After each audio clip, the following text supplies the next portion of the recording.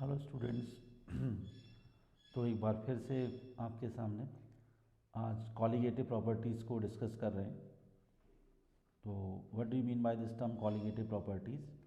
Those properties of dilute solution which depends upon number of moles of solute particles are known as colligative properties. Means जो properties number of moles of solute particles पर depend करती हैं they are known as colligative properties. It means अगर number of moles change होगा तो properties की value भी बदल जाएगी, उनको हम कहते हैं कॉलिगेटिव। कॉलिगेटिव मीन्स इकट्ठा करना।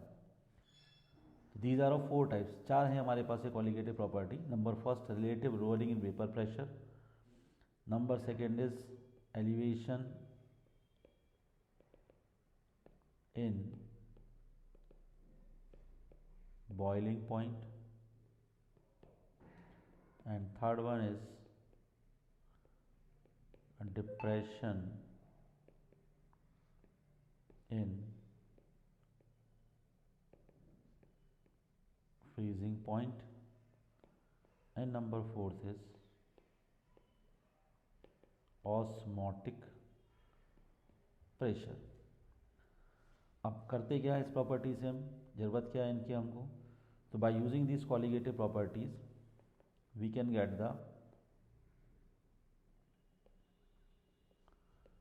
molar mass of solute in solution। हम इससे सॉल्यूट का मोलर मास निकाल सकते हैं। अब वो मोलर मास कैसा मोलर मास कहलाएगा? That is called experimental molar मास, क्योंकि जो आप फॉर्मूले में एटॉमिक मास रख के निकालते हैं वो आपका नॉर्मल मोलर मास है। कि लाइक आप ग्लूकोज का मोलर मास निकाल रहे हैं, जो 180 आपके पास आ रहा है, या शुगर में 342 आ रहा है, या आपके पास और कोई सॉल्यूट्स के जो एटॉमिक मासेस रख के आप निकालते हैं, they are called normal molar masses. Colligative properties जो चारों मेथड्स आपके पास हैं, by using it you can get their experimental molar mass. ठीक है, तो अब पॉइंट है कि भाई इसका फ़ायदा क्या हुआ हमको, सिग्निफिकेंस। सिग्निफिकेंस में आप कह सकते हैं कि by comparing normal molar mass with experimental molar mass we can predict the nature of solute in particular solution. Nature means कि हमारा सॉल्यूट जो है वो नॉर्मल बिहेव कर रहा है या नहीं कर रहा है। कैसे पता चलेगा?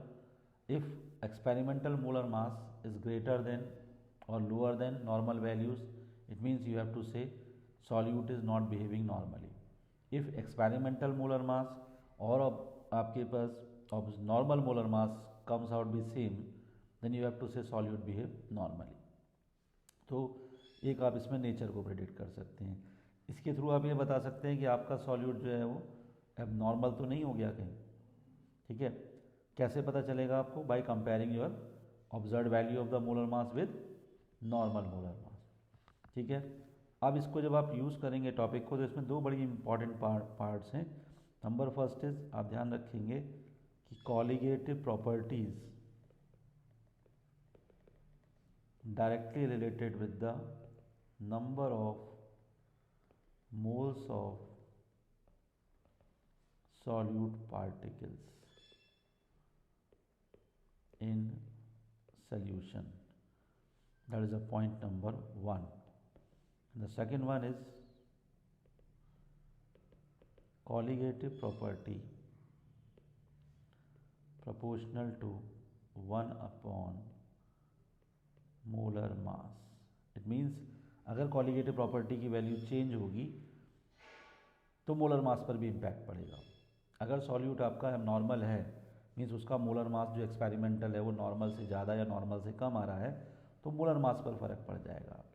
जैसे अभी आप क्वेश्चंस करेंगे तो कहीं पर आपके पास ऐसा होगा कि आपके सॉल्यूट का जो मोलर मास है, लाइक एसिटिक एसिड है फॉर एग्जांपल, आपके CH3COOH, इसका जो नॉर्मल मोलर मास आता है हमारा फॉर्मूले में एटॉमिक मासेस रख के, वो 60 आता है। और पता चला एक्सपेरिमेंटल डाटा जो आया हमारे पास वो 120 आ गया, तो अब हम क्या कहेंगे कि भाई ये वैल्यू तो ज़्यादा आ गई है, and that is called abnormality. इस एबनॉर्मेलिटी का कॉज क्या है कि आपका सॉल्यूट पार्टिकल जो हैं वो क्या हो गए, एसोसिएट हो गए, इकट्ठे हो गए। So that is a very very important one while you are discussing or solving numerical problems in case of electrolytes. ये abnormality आपको तभी मिलेगी जब electrolyte solute होंगे, like KCl है, NaCl है, एसिटिक एसिड है, ग्लूकोज है या शुगर है, urea, they are non electrolytes, इसमें नहीं मिलेगा आपको ये प्रॉब्लम। तो जब हम इसको अभी डिस्कस करेंगे आगे कि how we can get this, overcome this abnormality से ओवर कैसे हम ठीक करेंगे कि जो हमारा मोलर मास आ रहा है वो एबनॉर्मल ना आए, तो नेक्स्ट टॉपिक जब हम डिस्कस करेंगे तो उसमें हम डिस्कस करेंगे वैन टॉप फैक्टर को। तो वैन टॉप फैक्टर को लगाने से सारी एबनॉर्मेलिटीज़ की प्रॉब्लम्स हमारी सॉर्ट आउट हो जाएंगी। इसके न्यूमेरिकल एस्पेक्ट्स को भी हम अगले वीडियो में कवर करेंगे। Thank you.